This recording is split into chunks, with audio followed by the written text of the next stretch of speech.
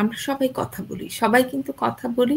এই কথা বলার মধ্যেই কিছুটা একটু যদি আমরা শুদ্ধভাবে জেনে নেই যে কোন বর্ণের উচ্চারণটা কিরকম, কোথায় কেমন ভাবে থামা উচিত, কোথায় কিভাবে কোন শব্দের উপরে চাপ প্রয়োগ করলে আমার লাইনটি সুন্দর হবে। তাহলে সেক্ষেত্রে একটু জেনে নিলেই আমরা এটি কঠিন কোনো বিষয় না। হ্যাঁ? আমাদের যখন জানা না থাকে তখন মনে হয় যে এটি কঠিন একটি বিষয়। কিন্তু যখন আমরা জেনে যাই তখন মনে হয় যে না এটি তো আমি একটু চেষ্টা করলেই আগে থেকেই পারতাম। তো সুতরাং আমরা সবাই একটু চেষ্টা করব এবং আমাদের পরবর্তী যে প্রজন্ম রয়েছে সেই প্রজন্মকে সুন্দরভাবে, সঠিকভাবে, শুদ্ধভাবে বাংলা শেখানোর দায়িত্ব আমাদের। সুতরাং পরিবার থেকেই সন্তানদের ১ম আসলে শিক্ষা গ্রহণ শুরু।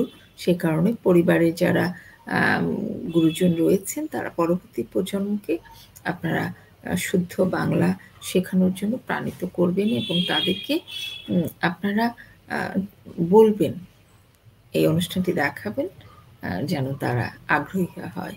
কারণ এই অনুষ্ঠানে ব্যাকরণের পরপর আমি ব্যাকরণ শেষে আমি কিন্তু কবিতা পড়ি। কখনো, কখনো দুটো কবিতার আবৃত্তি শেখাই, কখনো একটি কবিতার। ছোটদের জন্য কবিতা থাকে, বড়দের জন্য কবিতা থাকে। সুতরাং কবিতা আমি এইজন্যই করি, ব্যাকরণগত দিক থেকে আপনি উপস্থাপনা, খবর পড়া এবং আবৃত্তি সবকিছুর ব্যাকরণ একই। হ্যাঁ? এই কারণে আবৃত্তির মধ্যে দিয়ে ব্যাকরণটা শেখা যাচ্ছে আরেকটু ভালো। এ কারণে আমি কবিতার দিকে বেশি আপনাদেরকে জোর দিচ্ছি। তো গত ক্লাসে আমরা জ্যোতি চিহ্ন, বিরাম চিহ্ন বা জ্যোতি চিহ্ন যেটা বলি, এটির ব্যবহার আমরা নিয়ে ক্লাস করছিলাম এবং এটি কিছুটা আমরা করেছিলাম। যেটি জ্যোতি চিহ্নের যেটি গত ক্লাসে করেছিলাম, তার বাকি অংশটা আমরা আজকে করব। তো গত ক্লাসে যে আমরা করেছিলাম, সেখান থেকে আমরা কিছু, কিছু আজকের ক্লাসে পুনরাবৃত্তি করে তারপর আমরা নতুন পড়ায় চলে যাব। প্রথমে আমরা যে পড়েছিলাম যে জ্যোতি বা বিরাম চিহ্ন কাকে বলে? বাক্যের বিভিন্ন সার্থক ভাব প্রকাশ ও কণ্ঠস্বরের ভঙ্গির তারতম্য বোঝাতে বর্ণের অতিরিক্ত যেসব চিহ্ন ব্যবহৃত হয় সেগুলোকে বিরতি চিহ্ন বা জ্যোতি চিহ্ন বলা হয়। আমি আবার বলছি, বাক্যের বিভিন্ন সার্থক ভাব প্রকাশ ও কণ্ঠস্বরের ভঙ্গির তারতম্য বোঝাতে বর্ণের অতিরিক্ত যেসব চিহ্ন ব্যবহৃত হয় সেগুলোকে বলে জ্যোতি চিহ্ন বা বিরতি চিহ্ন। বিরতি চিহ্নের সাহায্যে কথা বলার সময় হয় কি, আমাদের জিভের বিশ্রাম হয়। লেখা, কথা বলা, পাঠ করা বা আবৃত্তি করা যেটাই বলি আমরা, এক নিঃশ্বাসে সেগুলো করা যায় না মূলত এবং এক নিঃশ্বাসে সেটা সুন্দরও হয় না। অনেক সময় সেটির ভাব সঠিকভাবে প্রকাশ হয় না। এ কারণে আমরা যদি বিরতি দেই, কখনো, কখনো অর্ধবিরতি, কখনো পূর্ণ বিরতি বা বিরতির জন্য কখনো আমাদের কমা দাড়ি ছাড়াও আরও কিছু বিরতির চিহ্ন রয়েছে। আমাদের ভাব প্রকাশের কিছু চিহ্ন রয়েছে। এই চিহ্নগুলিও বিরতি চিহ্ন। হ্যাঁ? ভাব প্রকাশের জন্য যে চিহ্নগুলি সেগুলিও বিরতি চিহ্ন। তো এবং এই মজার ব্যাপার, এই সব বিরতি চিহ্নগুলো এসেছে ইংরেজি ভাষা থেকে।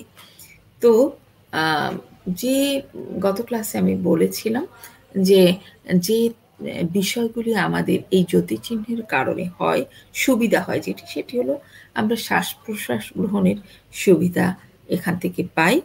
আর বক্তব্য যে কি বলতে চাচ্ছি লেখা বা আমার পড়ার মধ্যে, সেই বক্তব্য সঠিক ভাবটি প্রকাশ পায় আমাদের এই জ্যোতি চিহ্ন বা বিরাম চিহ্নের ভিতরে। আর আমরা একটি বাক্য, আমরা একটি লাইন শেষ করে পরবর্তী লাইনে যখন যাব, পরবর্তী বক্তব্যে যখন আমরা যাব, আমরা যদি মাঝখানে বিরতি দেই তাহলে পরবর্তী লাইনে যাওয়ার সময় আমরা ওখানে একটি জোর, বাক্যের উপরে জোর প্রদান করতে পারি। তাহলে এই যে বিরাম চিহ্নে আমাদের এই জিনিসগুলো হয়। বাক্যের যে স্থানে বিরাম চিহ্ন নেই, সাধারণত এমন স্থানে শ্বাস গ্রহণ করা উচিত না। হ্যাঁ? তাহলে হয় কি? তাহলে বাক্যের সৌন্দর্য নষ্ট হয়ে যায়। কথা বলার সময় থামতে হবে, কোথায় থামতে হবে সেটা আমাদের জেনে নেওয়া দরকার। নাহলে কিন্তু কথার সৌন্দর্য নষ্ট হয়ে যায়। কারণ বিরতি হলো মানে বাক্যের যে গতি, এটি হলো বিরতি হলো এটার প্রাণ। হ্যাঁ? বাক্যের যে গতি। কারণ বিরতি যদি সঠিকভাবে না নেওয়া হয় তাহলে বাক্যের অর্থই পুরোপুরি চেঞ্জ হয়ে যায়। বিরতি গ্রহণের সময় কি করতে হয়? যদি আমরা আবৃত্তির বেলায় বলি, আবৃত্তির সময় বিরতি গ্রহণটা আবৃত্তির সম্পূর্ণ সৌন্দর্য নির্ভর করে বিরতি গ্রহণের উপর। তো আমরা পড়েছিলাম আগে, যেটা পড়েছিলাম, প্রথমে ছিল বিরতি চিহ্ন কি? কমা। কমা কি?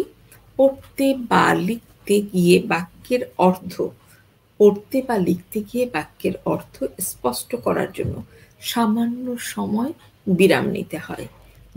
এবং এই বিরাম নিতে যে চিহ্ন ব্যবহৃত হয় তাকে বলা হয় কমা। হ্যাঁ? কমাটি কেমন? আমরা জানি কমা কেমন। সবাই যারা বাংলা ভাষাভাষী মানুষ বা যারা বাংলা পড়ি তারা সবাই জানি কমা কেমন দেখতে। এই কমা ও কমার যে থামাটি, এটি হলো এক। এই শব্দটি উচ্চারণ করতে যতটা সময় লাগে কমার কাছে ঠিক ততটুকুন আমাদের থামতে হবে। হ্যাঁ? এই জিনিসগুলি আমরা গত ক্লাসে করেছি। আমি আবার একটু জাস্ট রিভিশন দিচ্ছি। তো যে একই শব্দ বারবার ব্যবহারের ক্ষেত্রে কমা বসে, তারপরে কোনো কিছু সম্বোধনের পরে কমা বসে, তারপরে যেমন হ্যাঁ, না, বস্তুত, প্রথমত, দ্বিতীয়ত এ ধরনের শব্দের পরেও এ ধরনের অব্যয়ের পরে কমা বসে। তারপরে ঠিকানা লিখতে গেলে কমা ব্যবহৃত হয়। তারপরে নামের শেষে ডিগ্রি থাকলে সেখানে কমা ব্যবহৃত হয়। উদ্ধৃতি চিহ্নের আগে কমা বসে। তারপরে তারিখ, বার, সন এগুলি লিখতে গেলেও কমা বসে। তাহলে আমরা কমার পরে পড়েছিলাম, এটি গেল কমা। কমার পরে আমরা গত ক্লাসে পড়েছিলাম কি? সেমিকোলন।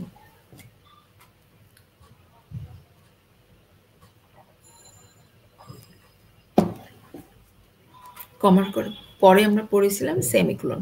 সেমিকোলনটা দেখতে কিরকম? কমার মতোই, কমার উপরে একটি ডট, ওটাকে বলবো আমরা সেমিকোলন। কমা যেটা থাকে কমার উপরে যখন একটা ডটের মতো বসে তখন সেটা হয়ে যায় সেমিকোলন। একটির বেশি বাক্যের মধ্যে অর্থের নিকট সম্বন্ধ থাকলে বাক্যগুলোকে একটু বেশি থামার চিহ্ন দিয়ে ভাগ করতে হয় এবং এর জন্যই সেমিকোলন বসে। সেমিকোলনের স্থানে দুবার এক বলার জন্য যেটুকুন সময় আমাদের লাগবে সেইটুকুন পরিমাণ আমাদের থামতে হবে। সেমিকোলনের ব্যবহারটা কিভাবে হয়? একটি বাক্যের সাথে আরেকটি বাক্যের অর্থঘটিত সংযোগ থাকলে সেমিকোলন বসে। আবার বলছি, একটি বাক্যের সাথে আরেকটি বাক্যের অর্থঘটিত সংযোগ থাকলে সেখানে সেমিকোলন বসে। যেমন যেমন আগে তুমি কবিতাটি মুখস্থ করো, তারপর আবৃত্তি করবে। দুইটি অংশ কিন্তু বাক্যটা। আগে তুমি কবিতাটি মুখস্থ করো, তারপর তুমি আবৃত্তি করবে। দুইটি অংশ কিন্তু একটি সংযোগ রয়েছে। দুটি লাইনের মধ্যে কিন্তু একটি সংযোগ রয়েছে। সুতরাং এই যে সংযোগস্থল, এখানে সেমিকোলনটা কোথায় বসবে?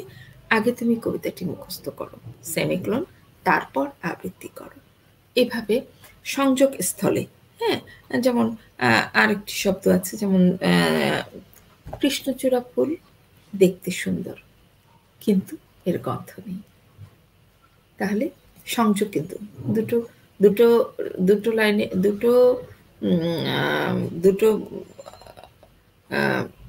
যৌগিক বাক্য, দুটি যৌগিক বাক্য কিন্তু এখানে সম্পর্কিত আছে, কিন্তু মাঝখানে আমাদের সেমিকোলন বসবে।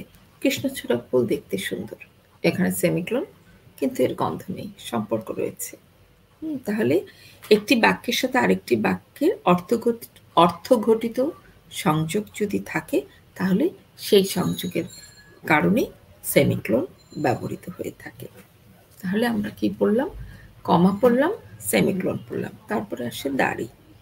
দাড়ি হলো একটি বাক্যে একটি বাক্য যখন সম্পূর্ণভাবে শেষ হয়ে যায়, একটি বাক্য যখন সম্পূর্ণ শেষ হয়ে যায় তখন দাড়ি বসে। দাড়ি আমরা জানি কেমন, একটি দাগ, স্ট্রেট একটি দাগ, এটি হলো দাড়ির চিহ্ন। তো দাড়ি হচ্ছে দীর্ঘতম বিরতি চিহ্ন, কমা সেমিকোলনের চেয়েও দীর্ঘ। দীর্ঘ কতটুকু? দাড়ি হলো, আমরা প্রথমে কমা পড়েছি, এক বলার জন্য যতটুকুন বিরতি ততটুকুন হলো কমা, এক এক এক এই দুইবার বলতে যতটুকুন সময় লাগবে অতটুকুন হলো সেমিকোলন, এবং এক দাড়ির স্থানে আমাদেরকে 3 সেকেন্ড থামতে হবে।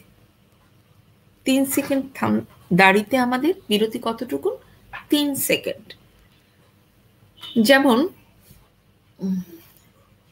আমার নাম আলিম, আমি ঢাকা বিশ্ববিদ্যালয়ে পড়ি। আমার নাম আলিম, থামা। আমার নাম আলিম, আমি ঢাকা বিশ্ববিদ্যালয়ে পড়ি, এভাবে হবে না।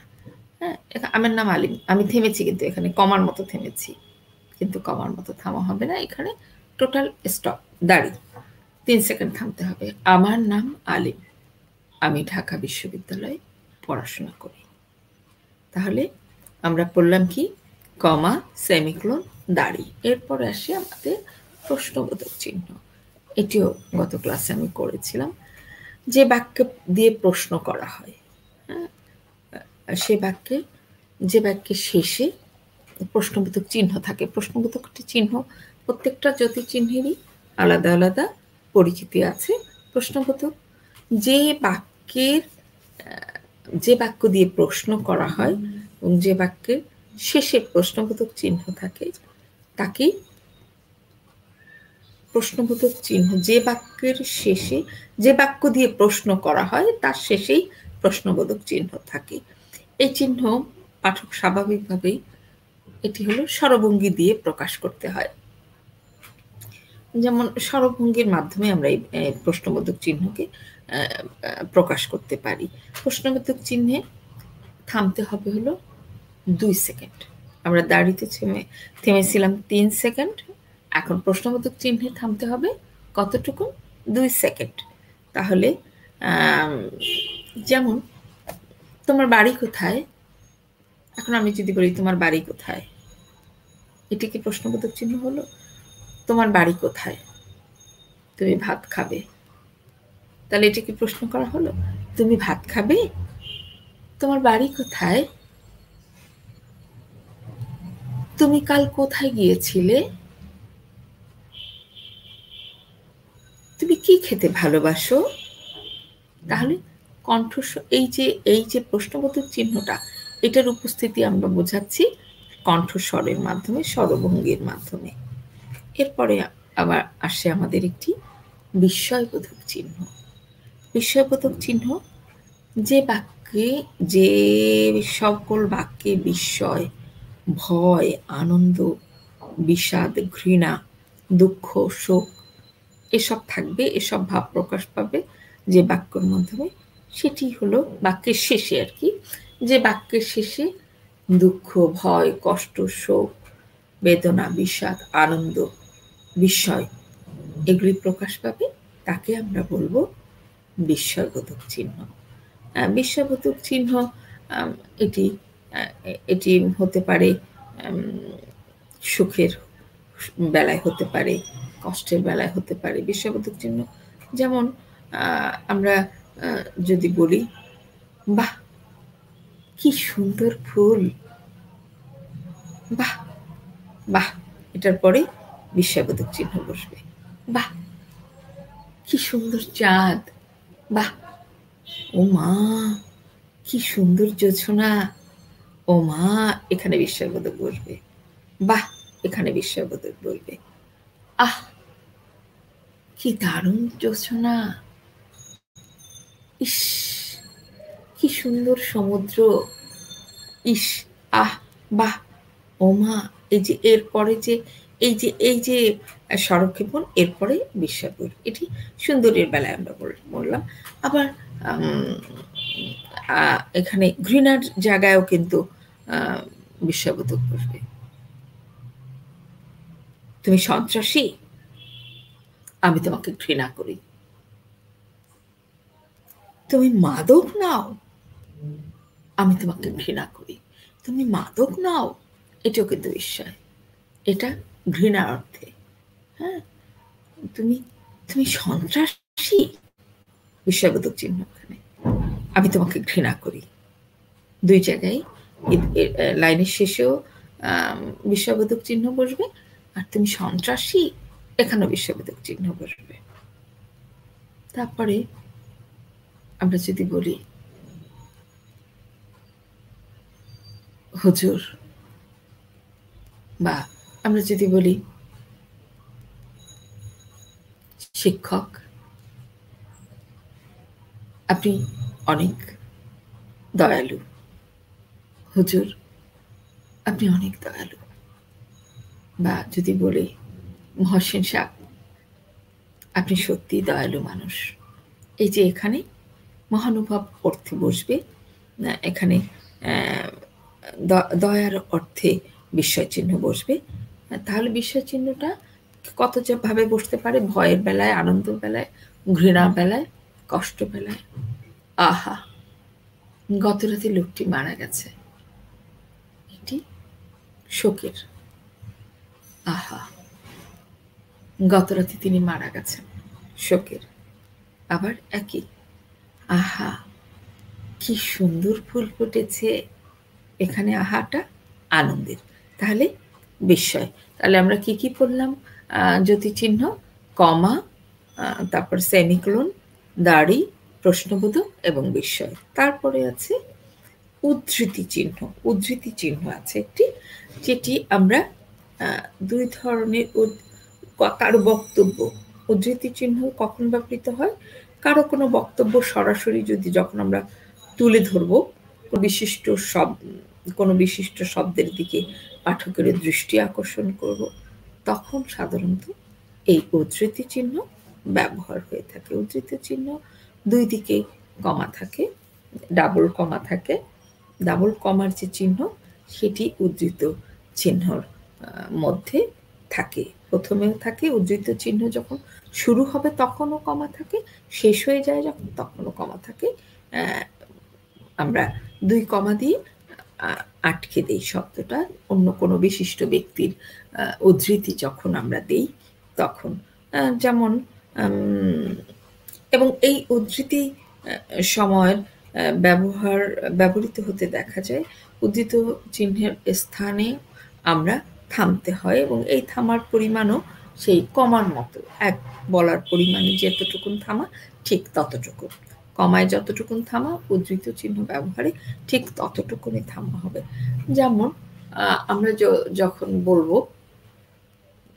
যে, আমরা যদি এবারের সংগ্রাম আমাদের মুক্তির সংগ্রাম, এবারের সংগ্রাম আমাদের স্বাধীনতার সংগ্রাম, এটি একটি উদ্ধৃতি।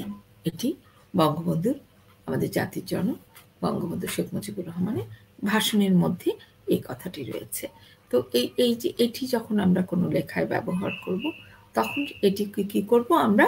ওই উদ্ধৃতি চিহ্ন দুই দিক থেকে কমা দিই, দুই দিক থেকে উদ্ধৃতি চিহ্ন দিয়ে এটিকে ক্লোজ করে দেব।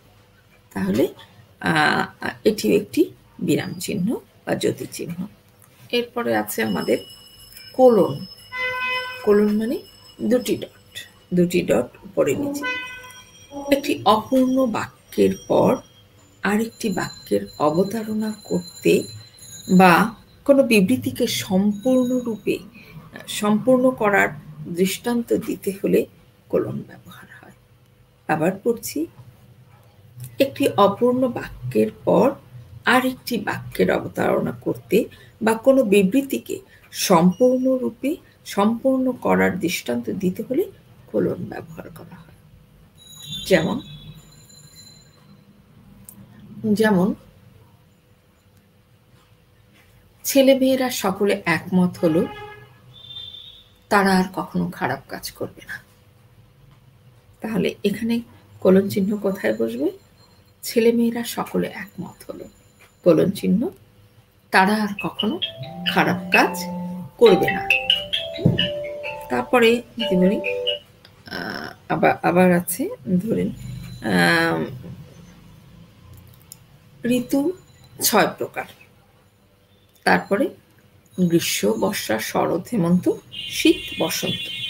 তাহলে ঋতু কয় প্রকার? ঋতু 6 প্রকার। এই 6 প্রকার বলে তারপরে আমরা কোলন চিহ্ন ব্যবহার করে তারপরে আমরা বলবো ঋতু 6 প্রকার। ঋতু 6 প্রকার, কোলন চিহ্ন, গ্রীষ্ম, বর্ষা, শরৎ, হেমন্ত, শীত, বসন্ত। তাহলে আমরা জানলাম এটি কি? কোলন চিহ্ন। এরপরে আছে, কোলন চিহ্নর পরে আছে ড্যাশ। ড্যাশ কিন্তু একটি জ্যোতি বা বিরাম চিহ্ন। ড্যাশ একটি সোজা দাগ। বাক্যের মধ্যে হঠাৎ পরিবর্তন চিহ্নিত করতে ড্যাশ ব্যবহার করা হয়। হ্যাঁ, আবার বলছি, বাক্যের মধ্যে হঠাৎ পরিবর্তন চিহ্নিত করতে বাক্যের মধ্যে একটি লাইন, এর মাঝখানে আমাকে হঠাৎ এর মাঝখানে হয়তো পরিবর্তন করতে হবে। একটা লাইনের মাঝখানেই আমাকে লাইনটাকে 2 ভাগ করতে হবে, মাঝখানে ড্যাশ বসবে। যেমন বলল, সে বলল, হায় রে এবার আমার কি হবে? সে বলল, হায় রে এবার আমার কি হবে? এখানে কিন্তু কয়েকটি বিরতি চিহ্ন আছে। সে বললোর পরে ড্যাশ, হায় রে এখানে হবে কি হবে? এখানে বিস্ময়। তারপরে আমার কি হবে? এখানে দাড়ি। তাহলে আবার আমার জীবনে আমি সব পেয়েছি, গাড়ি, বাড়ি, সম্মান। তাহলে আমার জীবনে আমি সব পেয়েছি, ড্যাশ, গাড়ি, বাড়ি, সম্মান। তারপরে এভাবে এক বাক্যে যখন কি করতে হবে, একটি বাক্যে মাঝখান থেকে যদি আমরা পরিবর্তন করি, মাঝখানে পরিবর্তন করতে হয় একটি বাক্যে, তাহলে সেক্ষেত্রে মাঝখানে ড্যাশ চিহ্ন ব্যবহার হবে। এরপর ড্যাশ আর হাইফেন কিন্তু আলাদা। ড্যাশটা হলো একটু দীর্ঘ লম্বা, আর হাইফেন ড্যাশের অর্ধেক। দুই শব্দের সংযোগ বা বিশ্লেষণ দেখানোর জন্য হাইফেন ব্যবহৃত হয়। এটি সমাসবদ্ধ পদের যোগ চিহ্ন হিসাবেও কাজ করে। যেমন আবার বলি, দুই শব্দের সংযোগ বা বিশ্লেষণ দেখানোর জন্য হাইফেন ব্যবহৃত হয়। এটি সমাসবদ্ধ পদের যোগ চিহ্ন হিসেবেও কাজ করে। যেমন ভাই হাইফেন বোন, মা বাবা, মা হাইফেন বাবা, সুখ দুঃখ, আনন্দ বেদনা, ভয় ডর। তাহলে হাইফেন। তারপরে আছে, আচ্ছা আমরা হাইফেন পর্যন্তই আজকে পড়ি। তাহলে আমরা জ্যোতিচিহ্নে কি কি আমরা ব্যবহার আমরা জানলাম, সেটি হলো হাইফেন, ড্যাশ, কোলন, তারপরে উদ্ধৃতি চিহ্ন, বিস্ময়, তারপরে প্রশ্নবোধক চিহ্ন, দাড়ি, সেমিকোলন, তারপরে কমা।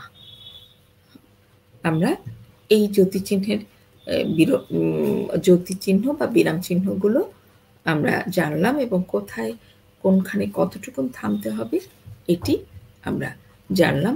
পরবর্তী ক্লাসে আমরা বাকিগুলি পড়াবো। আর আমাদের এর আগে আমরা পড়েছিলাম যে মহাপ্রাণধ্বনি এবং অল্প প্রাণধ্বনিগুলো আমাদেরকে বলেছি, এবং এটি আমি প্রতি ক্লাসেই বলি। মহাপ্রাণধ্বনি এবং অল্প প্রাণধ্বনিগুলো আমাদের ধীরলয়, দ্রুতলয় এবং ধীরলয়, মধ্যমলয় এবং দ্রুতলয় প্র্যাকটিস করতে হবে। এটি প্র্যাকটিস যে যত বেশি করবে তার তত বেশি জড়তা কেটে যাবে। আমাদের প্রত্যেকেই দেখা যায় যে কথা বলতে গেলে জড়তা চলে আসে। সেক্ষেত্রে এই জড়তা কাটানোর জন্য আমাদেরকে অল্প প্রাণধ্বনি এবং মহাপ্রাণধ্বনি যত বেশি আমরা প্র্যাকটিস করব, তত বেশি আমাদের এই জড়তাগুলো কেটে যাবে। আর আমাদের যে যে বিষয়গুলি রয়েছে, এর আগে আমি বলেছি যে জড়তা কাটানোর জন্য আর কিছু আমি দিয়েছিলাম কয়েকটি, যে এই বিষয়গুলি যদি আপনারা একটু ঘন ঘন প্র্যাকটিস করেন, তাহলে আপনাদের জড়তা কেটে যাবে। আর আদ্যয়ের যে বিষয়গুলি, আদ্যয়ের যে বিষয়গুলি রয়েছে, সেগুলিও যদি আপনারা একটু বেশি খেয়াল করেন, তাহলে আপনাদের যে উচ্চারণের যে সমস্যা, এগুলি কেটে যাবে। আর আমি শুরুতে পড়িয়েছিলাম যে বর্ণের, স্বরবর্ণের উচ্চারণের যে জায়গাগুলি, এগুলো যদি আপনার মনে থাকে, যেমন অ আ কণ্ঠবর্ণ, ই তালুবর্ণ, উ ওষ্ঠবর্ণ, তারপরে ঋ মূর্ধাবর্ণ, এ কণ্ঠতালু বর্ণ, ও কণ্ঠ ওষ্ঠ বর্ণ। এই বিষয়গুলি যদি আপনাদের খেয়াল থাকে, এগুলি যদি একটু খেয়াল করেন এবং অল্প প্রাণ মহাপ্রাণগুলি খেয়াল করেন এবং আদ্যয়ের সূত্রগুলি যদি একটু খেয়াল করেন, তাহলে আপনাদের এই যে শুদ্ধ এবং সুন্দর করে কথা বলা, বতে বাংলা বতে ভালোবাসি, এই অনুষ্ঠানটি তাহলে সার্থক হবে যদি আপনারা একটু চর্চার মধ্যে থাকেন। আর অনুষ্ঠান উপস্থাপনার অনুষ্ঠান আপনার যেটি খবর পাঠ, এটির জন্য শুদ্ধ উচ্চারণ, সুন্দর বাচনভঙ্গি, সময় জ্ঞান, এগুলি আমি আপনাদের পড়িয়েছি। তারপরেও আমি সংবাদ পাঠের উপরে আলাদাভাবে ক্লাস নিব। তো আজকের মতো ব্যাকরণ এখানে আমরা রাখি। এখন আমরা একটা কবিতায় চলে যাব। দুটি মুক্তিযুদ্ধের কবিতা আজ আমি পড়ব। একটি কবিতা হলো কবি রুদ্র মোহাম্মদ শহীদুল্লাহর বিখ্যাত কবিতা লাশগুলো উঠে দাঁড়ায়। এটি বড়, আজকে আমি দুটি বড়দের কবিতা আবৃত্তি করব। যারা আপনারা আবৃত্তি নিয়ে কাজ করতে চান বা আবৃত্তির সঙ্গে জড়িত থাকতে চান, তারা ক্লাসগুলি আপনারা ফলো করলে আপনাদের উপকার আসবে আবৃত্তির বিষয়। আমি এখন যে কবিতাটি পড়ছি, এটি হলো কবি রুদ্র মোহাম্মদ শহীদুল্লাহর কবিতা লাশগুলো উঠে দাঁড়াক। বৃষ্টি হলে মাটি কাঁপে, বৃষ্টি হলে মাটি কাঁপে, লাশগুলো আবার দাঁড়াতে চায়। বৃষ্টি হলে মাটি কাঁপে, লাশগুলো আবার দাঁড়াতে চায়। হাত বাঁধা, চক্ষু বাঁধা, বেয়নেটে ছিন্ন ভিন্ন দেহ, লাশগুলো আবার দাঁড়াতে চায়। আপন খুলির দিকে চেয়ে থাকে অন্ধকার চোখ, আপন হাড়ের দিকে চেয়ে থাকে বিষণ্ণ সকেট। বৃষ্টি হলে মাটি কাঁপে, বৃষ্টি হলে মাটি কাঁপে, লাশগুলো আবার দাঁড়াতে চায়। বৃষ্টির সুগন্ধ পেয়ে জেগে ওঠে লাশের কাঠামো। পরিচিত শেয়ালেরা সারা রাত হল্লা করে ফেরে। উপরে শকুন ডাকে, শকুনের এখনো সুদিন। উপরে শকুন ডাকে, শকুনের এখনো সুদিন। মাংসের ঢেকুর তুলে নেড়িকুত্তা বেঘরে ঘুমায়। মাটি কাঁপে, মাটি কাঁপে, মাটি কাঁপে, লাশগুলো আবার দাঁড়াতে চায়। মাটি কাঁপে, মাটি কাঁপে, কবরের মাটি ফুঁড়ে অশনাক্ত লাশের কোরাস। সহসা খামচে ধরে চাঁদের চিবুক। আমাকে শনাক্ত করো হে যৌবন, আমাকে শনাক্ত করো হে যৌবন, যুদ্ধের সন্তান আমাকে শনাক্ত করো, আমাকে শনাক্ত করো স্বদেশের দগ্ধ কৃষ্ণচূড়া। এদেশের গঞ্জে গ্রামে শকুনের এখনো সুদিন। এদেশের গঞ্জে গ্রামে শকুনের এখনো সুদিন। মাটি কাঁপে, বৃষ্টি হোক, মাটি কাঁপে, বৃষ্টি হোক, লাশগুলো আবার দাঁড়াক। বৃষ্টি কাঁপে, মাটি কাঁপে, বৃষ্টি হোক, মাটি কাঁপে, বৃষ্টি হোক, লাশগুলো আবার দাঁড়াক। এই কবিতাটি কবি রুদ্র মোহাম্মদ শহীদুল্লাহর কবিতা। তিনি আমাদের মুক্তিযুদ্ধের যে শহীদ হয়েছেন যারা, যেসব মুক্তিযোদ্ধারা, হ্যাঁ, তিনি বলতে চাচ্ছেন যে স্বাধীনতা মূলত যে বিজয়ের যে স্বাদ বা স্বাধীনতার স্বাদ আমরা এখনো ওভাবে পাইনি। সুতরাং যারা শহীদ হয়েছে, যারা, তারা শহীদের তো আসলে সাধারণ মানুষ আর শহীদ যারা হন তাদের মধ্যে একটা পার্থক্য আমরা খুঁজি, এবং অবশ্যই একটি পার্থক্য রয়েছে। তো কবি বলছেন যে বৃষ্টি হলে সেই যে শহীদের লাশ তারা আবার উঠে দাঁড়াবে, এবং তারা আবার উঠে দাঁড়াতে চায়। যেমন গাছ, যেমন আমরা যখন চারা গাছ লাগাই, গাছের গোড়ায় পানি দিই, সেই গাছগুলি পানি ছাড়া কিন্তু মরে যায়। তো কবি বলতে চেয়েছেন যে বৃষ্টি যখন হবে, মাটি ভিজে যাবে, তখন সেই লাশগুলো করবে, লাশগুলো আবার উঠে দাঁড়াবে। কি জন্য দাঁড়াবে? আমাদের এই যে এখনো সমাজে এত বৈষম্য রয়েছে, আমাদের অর্থনৈতিক, সামাজিক সব দিক থেকে, শিক্ষা, যে যতটুকু আমরা পিছিয়ে আছি, যেখানে যত দুর্নীতি রয়েছে, সবগুলো তারা আবার ফিরে আসবে, ফিরে এসে তারা এগুলি সব ঠিক করে দেবে। কবি এটি কল্পনা করেছেন। লাশ তো কখনো ফিরে আসে না মূলত, কিন্তু কবির এটি কল্পনা যে যুদ্ধের সময় তারা যেমন যুদ্ধ করে স্বাধীনতা দিয়েছেন, আমাদের বিজয় দিয়েছেন, সেভাবেই বৃষ্টি হলে মাটি নরম হবে, লাশগুলো তখন আবার উঠে দাঁড়াবে, উঠে দাঁড়িয়ে তারা আবার এই যে অনিয়ম এবং বিশৃঙ্খলতা, এগুলি তারা ঠিক করে দিবে। হ্যাঁ, তাদের এ কারণে বলেছে, আমাকে শনাক্ত করো হে যৌবন যুদ্ধের সন্তান, আমাকে শনাক্ত করো স্বদেশের দগ্ধ কৃষ্ণচূড়া, এদেশের গঞ্জি গ্রামের শকুনের এখনো সুদিন, মাটি কাঁপে, বৃষ্টি হোক, লাশগুলো আবার দাঁড়াক।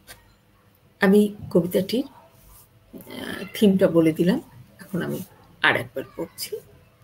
কবিতার শিরোনাম লাশগুলো উঠে দাঁড়াক, কবি রুদ্র মোহাম্মদ শহীদুল্লাহ। বৃষ্টি হলে মাটি কাঁপে, বৃষ্টি হলে মাটি কাঁপে, লাশগুলো আবার দাঁড়াতে চায়। বৃষ্টি হলে মাটি কাঁপে, লাশগুলো আবার দাঁড়াতে চায়।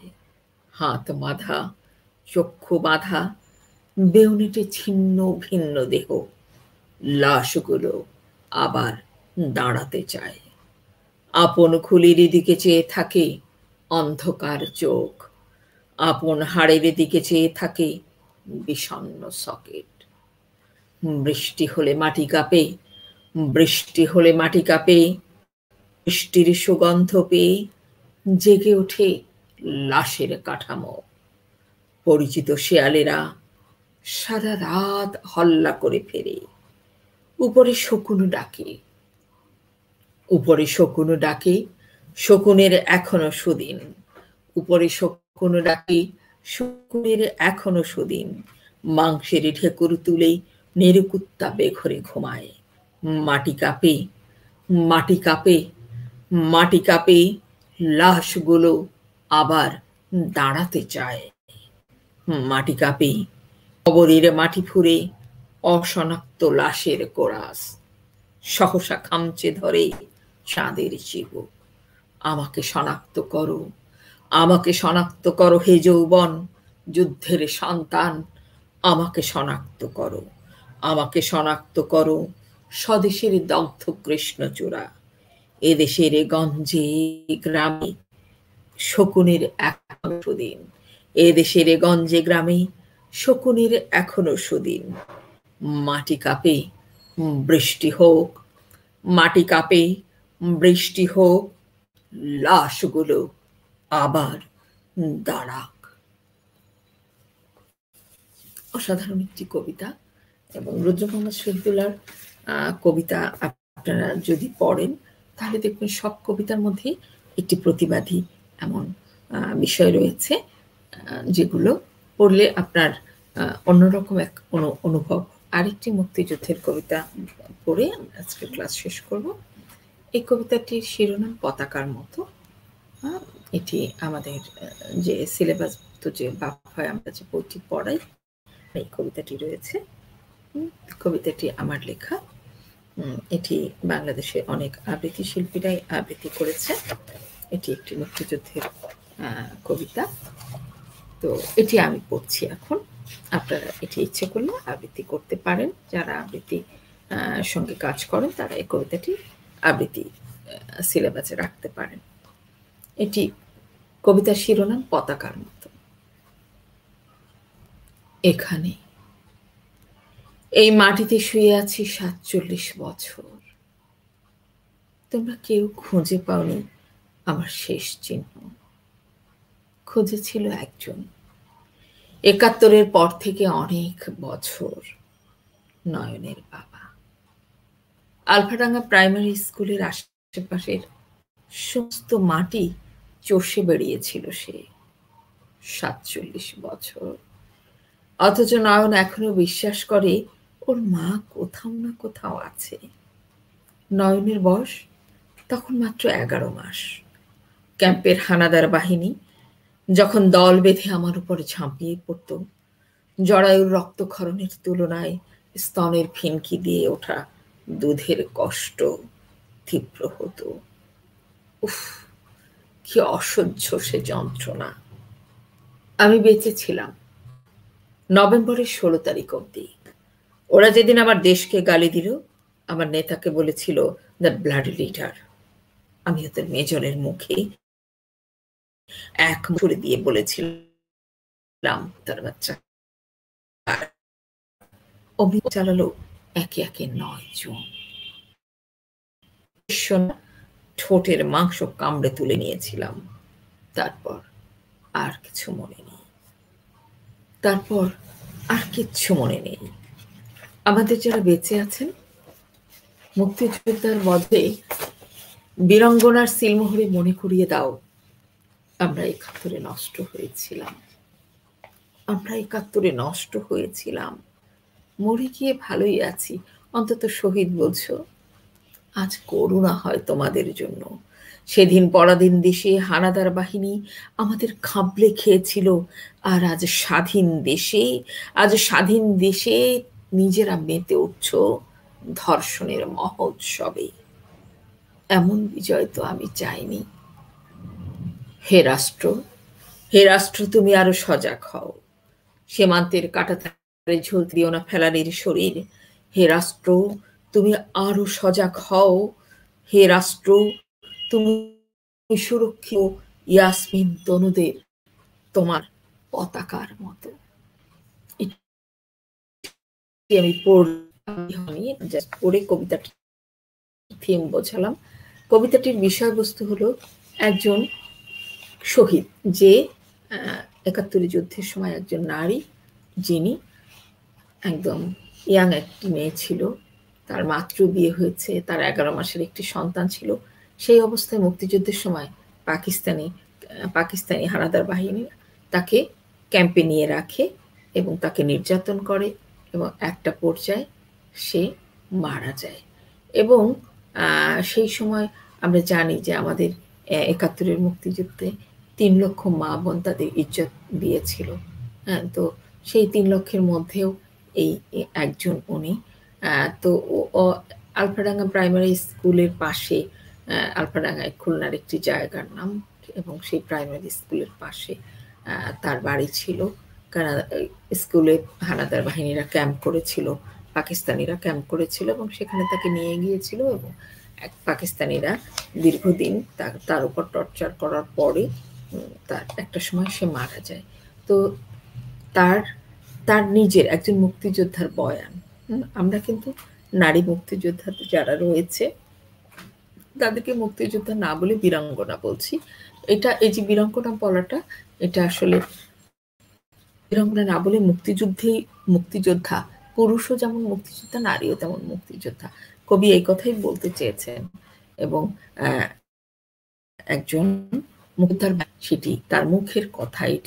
এটি কবি ভাবছেন যে একজন মুক্তিযোদ্ধা বলছে, কিন্তু কবি বিষয়টিকে নিজে অনুধাবন করে তারপরে তিনি এটি লিখেছেন। কিন্তু লিখেছেন তিনি একজন বীরাঙ্গনা, একজন মুক্তিযোদ্ধার বয়ানে লিখেছেন, যে একজন যিনি পড়বে তিনি ভাববে যে একজন মুক্তিযোদ্ধা কথা বলছেন। কবিতাটি আমি এবার আবৃত্তি করছি, বোঝালাম, এবার আমি পড়ছি। কবিতার শিরোনাম পতাকার মতো, কবি সাফিয়া খন্দকার লেখা।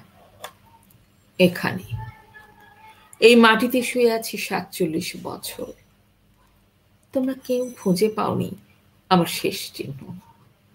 খুঁজেছিল একজন ৭১-এর পর থেকে অনেক বছর, নয়নের বাবা। আলফাডাঙ্গা প্রাইমারি স্কুলের আশেপাশের সমস্ত মাটি চষে বেরিয়েছিল সে। ৪৭ বছর, অথচ নয়ন এখনো বিশ্বাস করে ওর মা কোথাও না কোথাও আছে। নয়নের বয়স তখন মাত্র ১১ মাস। ক্যাম্পের হায়দার বাহিনী যখন আমার ঝাঁপ পড়ত, প্রকরণের তুলনায় হতো। উফ, কি অসহ্য সে যন্ত্রণা। আমি বেঁচেছিলাম নভেম্বরের ১৬ তারিখ অব্দি। ওরা যেদিন আমার দেশকে গালি দিল, আমার নেতাকে বলেছিল তার ব্লাডি লিডার। আমি ওদের মেজরের মুখেই এক মুখ থুথু ছুঁড়ে বলেছিলাম, কুত্তার বাচ্চা পাকিস্তানি হারামি। অমনি ওরা তাণ্ডব চালালো, একে একে ৯ জন। শেষ সৈন্যটার ঠোঁটের মাংস কামড়ে তুলে নিয়েছিলাম। তারপর আর কিছু মনে নেই।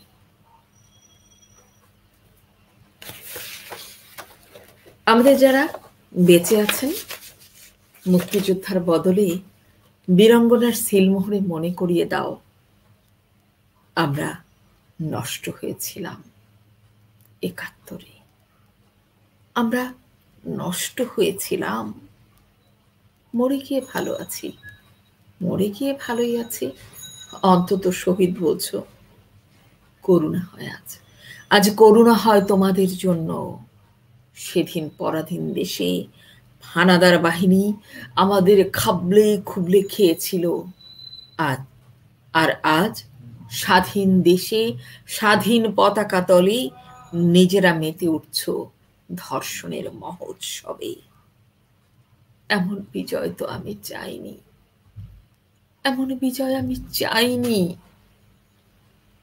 হে রাষ্ট্র, তুমি আরো সজাগ হও। সীমান্তের কাঁটাতারে ঝুলতে দিও না ফেলানির শরীর। হে রাষ্ট্র, তুমি সুরক্ষিত করো ইয়াসমিন তনুদের তোমার পতাকার মতো। আবৃত্তি করছিলাম কবিতা পতাকার মতো। এই মুক্তিযুদ্ধের বর্ণনা রয়েছে এখানে।